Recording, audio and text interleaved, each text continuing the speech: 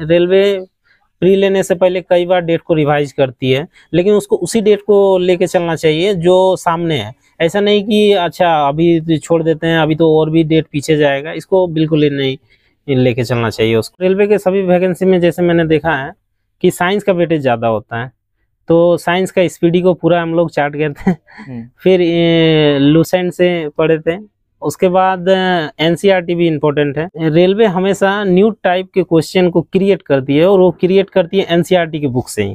Numerical देखिए, science में जो कंपटीशन में हम लोग का पूछा जाता है, ज़्यादा लेंदी नहीं पूछा जाता है, वो फार्मूला बेस्ड पूछती है, या जिसका मतलब ज़्यादा सॉल्व ना करना पड़े, थोड़ा सॉल्व कीजिए आंसर आ जाए, इस टाइप का न्यूमेरिकल ज़्यादा होता है। मेरा तैयारी ग्रुप स्टडी और ऑनलाइन बेस पर ही था, क्योंकि हम लोग ऑनलाइन जो भी फ्री का जो वीडियो कंटेंट मिलता था उसको हम लोग फोकस करते थे और सेल्फ स्टडी पर फोकस करते थे। ऑनलाइन जैसे ट्रिकी बेस्ड कुछ क्वेश्चन होते हैं जो कि आप प्रोसेस में जाने पर बहुत लेंदी हो जाता है, उसको हम लोग ट्रिकली नोट करते थे कि इस क्वेश्चन को इस ट्रिक पे बनाने पे सॉल्व होगा, हम लोग वो फॉलो करते थे। और हम लोग सबसे फर्स्ट में जो वैकेंसी निकलता था उसका सिलेबस डाउनलोड करते थे और सिलेबस में देखते थे रीजनिंग का कौन कौन सा चैप्टर है, उस चैप्टर में कितने टाइप के क्वेश्चन पूछे जाते थे वो देखते थे। उसके बाद उसका सारा जितना टाइप होता है सारा अगर कुछ खुद से समझ पाए तो उसको हल करते थे, नहीं तो उसका यूट्यूब से निकालते थे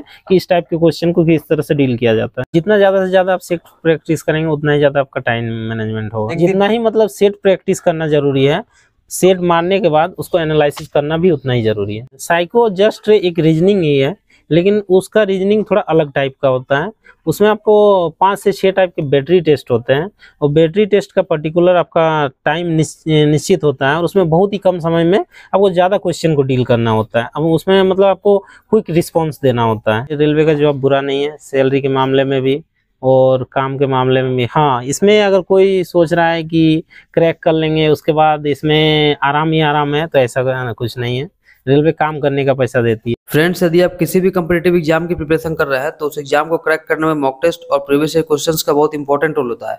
इसलिए मैं आपको रिकमेंड करूंगा टेक्स्ट बुक का पास प्रो। इसमें आपको सभी एग्जाम्स के previous year questions, mock test, chapter test, sectional test, subject test और फुल टेस्ट मिल जाते हैं। इसके साथ ही आपको टेक्स्ट बुक पर एनालिसिस मिल जाती है कि आपका स्ट्रॉन्ग और वीक सेक्शन कौन कौन सा है। तो आप अपने वीक सेक्शन पर काम करके उसकी प्रिपरेशन करके आप सक्सेस पा सकते हैं। इसके साथ ही मैं आपको बता दूं कि अभी तक जितने भी सिलेक्टेड लोगों का इंटरव्यू हमारे चैनल पर लिया गया है उन सभी लोगों ने मॉक टेस्ट और प्रीवियस ईयर क्वेश्चंस को एग्जाम पॉइंट ऑफ व्यू से बहुत इंपॉर्टेंट बताया है। तो यदि आप हमारा कोड DOMC यूज करके टेक्स्ट बुक का पास प्रो परचेज करते हैं तो आपको टेक्स्ट बुक पास प्रो का 1 ईयर का सब्सक्रिप्शन 13% एक्स्ट्रा डिस्काउंट के साथ मात्र 608 रुपये मिल जाएगा। इसके साथ ही यदि आप टेक्स्ट बुक पास प्रो का लाइफ टाइम सब्सक्रिप्शन हमारा कोड DOMC यूज करके परचेज करते हैं तो ये भी 13% एक्स्ट्रा डिस्काउंट के साथ आपको 695 में मिल जाएगा। मैं इसका लिंक डिस्क्रिप्शन में डाल दे रहा हूँ, वहाँ से क्लिक करके आप इस ऑफर का लाभ उठा सकते हैं। नमस्कार दोस्तों, आप सभी का डोमिनेंट का मटेरियल में स्वागत है। दोस्तों, आज के वीडियो में हमारे साथ है दिनेश जी, जो कि टेक्नीशियन में सिलेक्टेड है और 2019 वाले बैच में। तो दिनेश जी, सबसे पहले अपने बारे में बताइए। मेरा नाम तो जैसे इन्होंने बताया, मेरा नाम पूरा नाम हुआ दिनेश कुमार दे। मैं टेक्नीशियन ग्रेड 3 में अभी पोस्टेड हूँ। मेरा अभी पोस्टिंग हावड़ा डिवीज़न में है और अभी जो नया वंदे भारत चला है, हम लोग वंदे भारत का मेंटेनेंस टीम में है।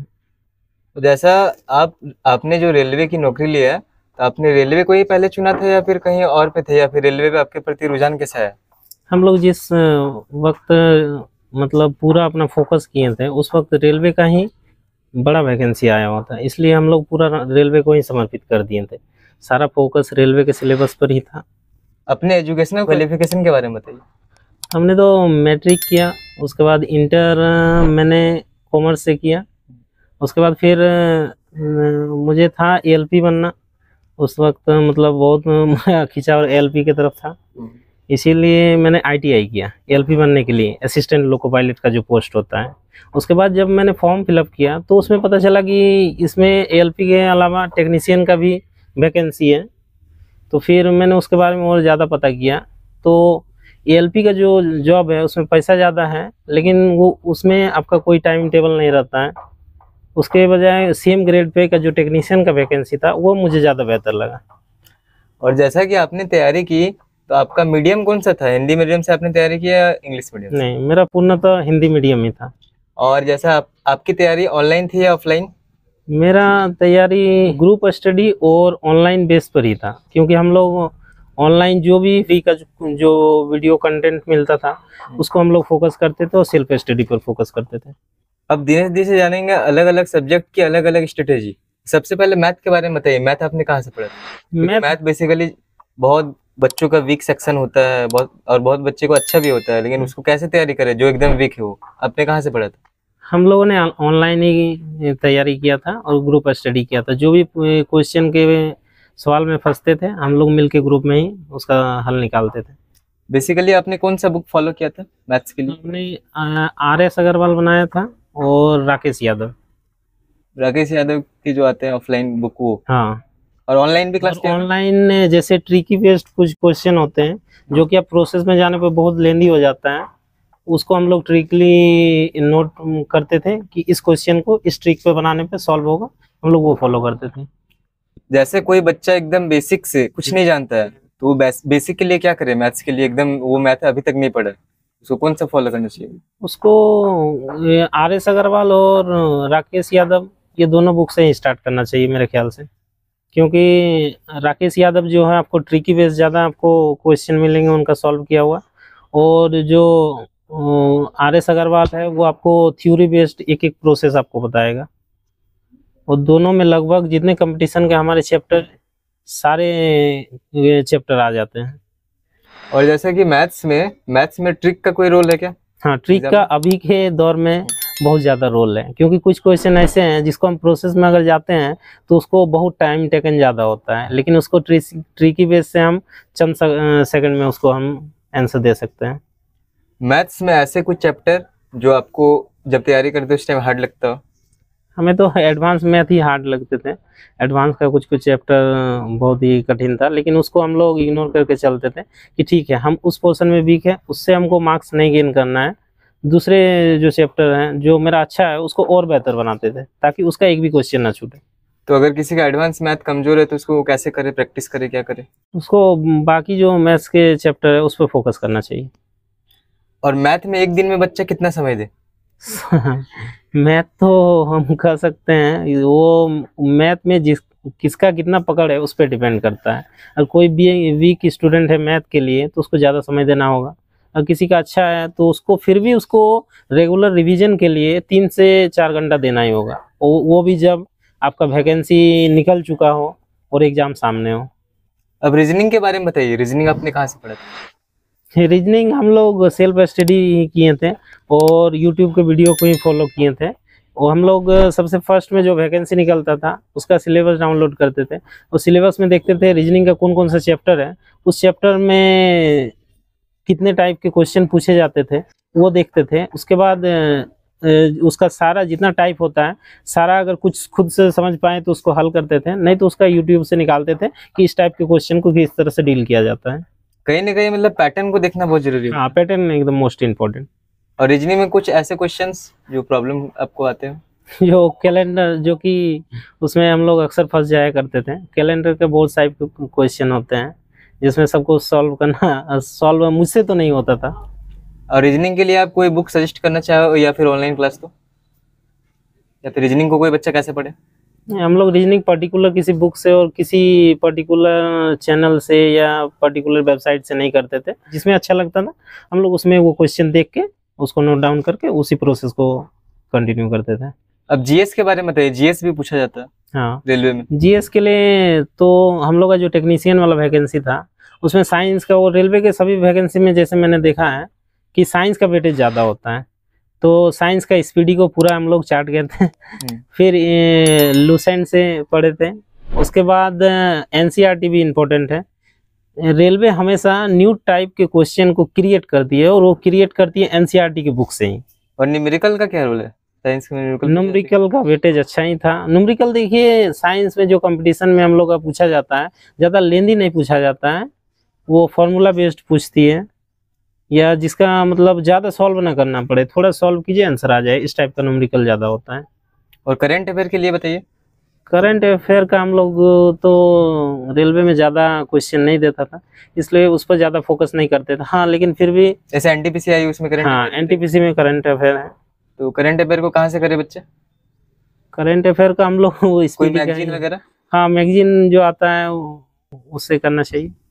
और न्यूज़पेपर का क्या रोल है करंट अफेयर के लिए? न्यूज़पेपर तो हम लोग एक टाइम जब रेलवे का हम लोग तैयारी करते थे उस वक्त हम लोग न्यूज़पेपर पर भी अच्छा फोकस किए थे। न्यूज़पेपर में जो भी हाईलाइटेड न्यूज़ होता था, जो भी पिक्चर्स न्यूज़ का कुछ अच्छा जैसे कुछ भी हुआ उसका पिक्चर को कट करके रखते थे, और एक जो रफ डायरी होता है उसमें साट के रखते थे, और उसका जो भी हेडलाइन होता है, जो भी उससे क्वेश्चन बनता था उसको कटिंग करके हम लोग चिपका देते थे, जिससे हम लोग को याद करने में मतलब एक मेमोरी क्रिएट हो जाता था पिक्चर को देखने पर। और करंट अफेयर अगर कोई करना चाहे तो क्या यूट्यूब से भी कर सकता है?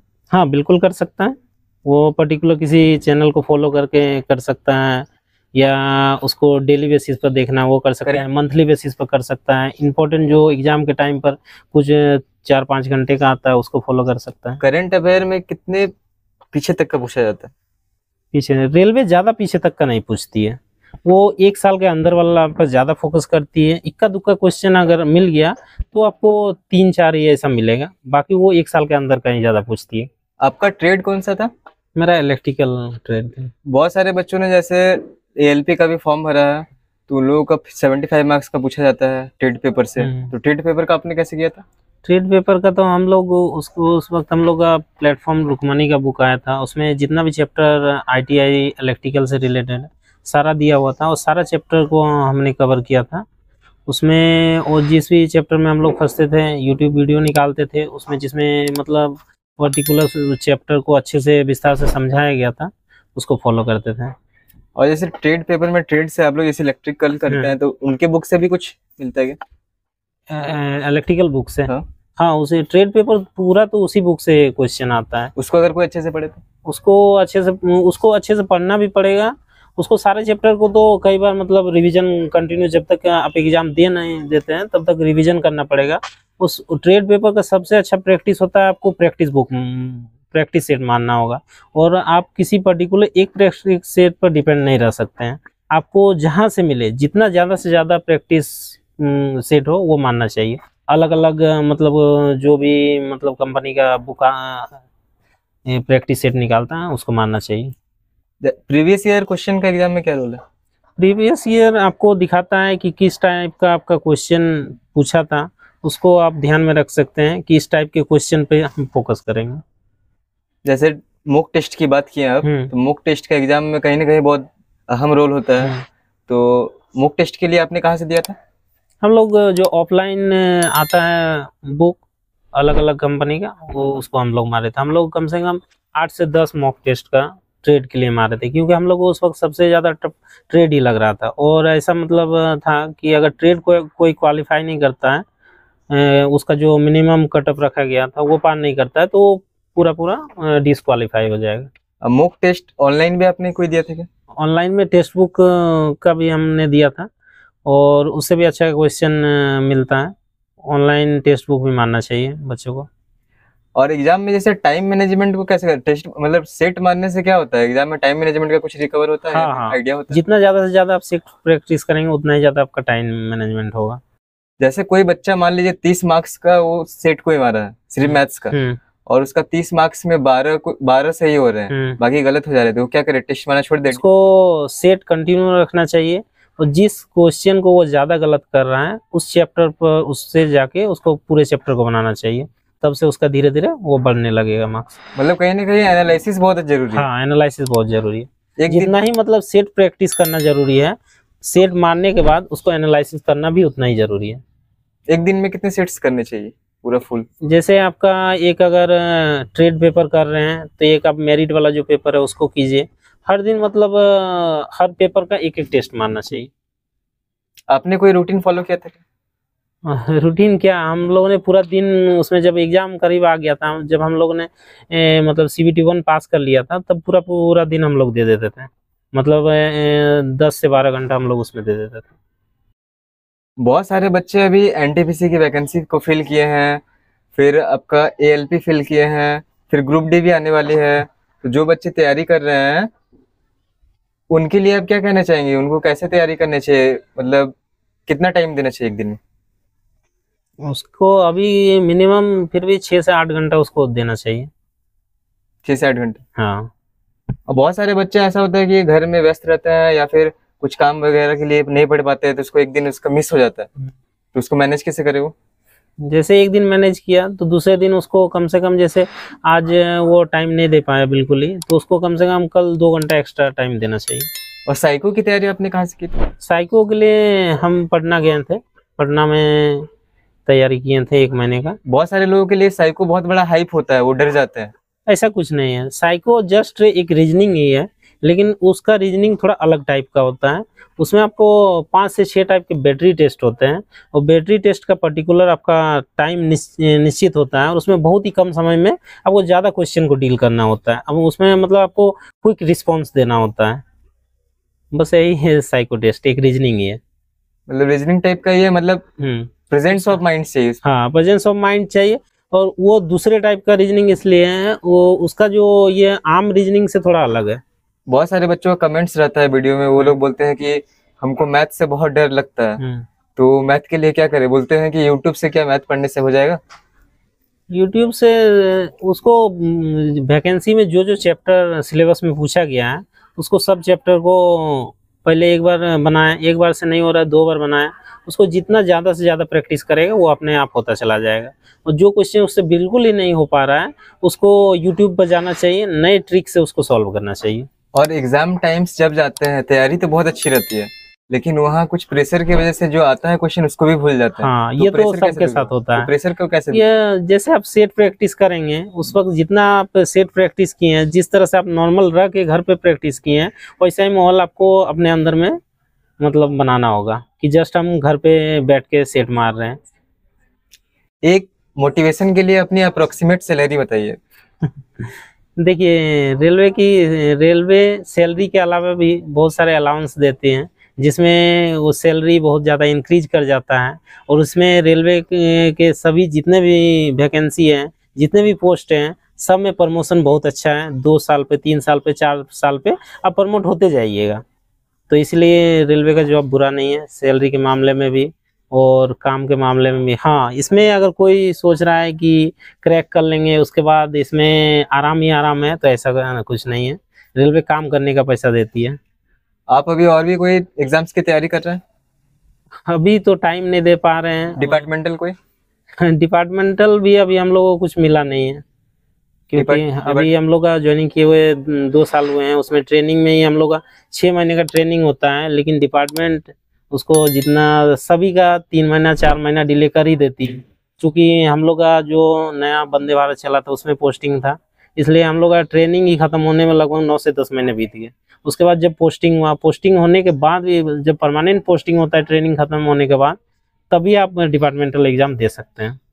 उस बीच एक बार आया था, तब हम लोग ट्रेनिंग कंप्लीट नहीं हुआ था, तो हम लोग नहीं भर पाए। अब नेक्स्ट आएगा तो देखा जाएगा। अब बहुत सारे बच्चों का कमेंट्स आता है कि वो बोलते हैं कि जैसे रेगुलर कैटेगरी रेलवे मांगती है कि एक ही ईयर में 2 रेगुलर कैटेगरी नहीं होना चाहिए, इसके बारे में कुछ आइडिया? अच्छा, एक ही टाइम पर मतलब जैसे 2 क्वालिफिकेशन किए हुए, 2 क्वालिफिकेशन रेगुलर नहीं होना चाहिए रेलवे? अच्छा, हाँ, रेगुलर, हाँ हाँ, ये तो है। कई बच्चों ने जैसे किया है ITI और ग्रेजुएशन साथ में किया है, उसको अभी ये समस्या हो रहा है कि वो NTPC का फॉर्म भर नहीं पा रहा है, ये समस्या होता है। अगर बाहर से करते हैं कोई ऑनलाइन कोर्स इग्नू वगैरह से, तो हाँ, इग्नू से आप कर सकते हैं, तो वो वैलिड है? हाँ, एकदम वैलिड है वो।